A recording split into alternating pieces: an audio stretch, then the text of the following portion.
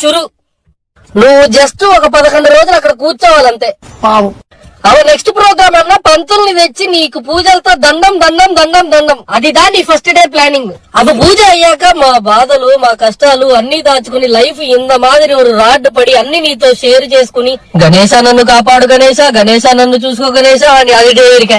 ఇప్పుడు ముందు ప్రసాదం. ప్రసాదం అంటే చుట్టుపక్కల వాళ్ళందరూ తీసుకొచ్చి నీ దగ్గర పెడతారు. ప్రసాదం అంటే పులిహోర. ఓకేనా?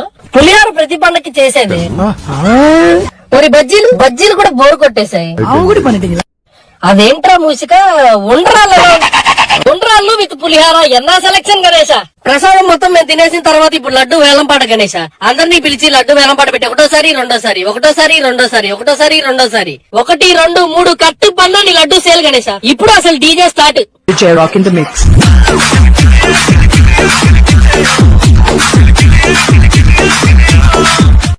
ఇంత బాధలు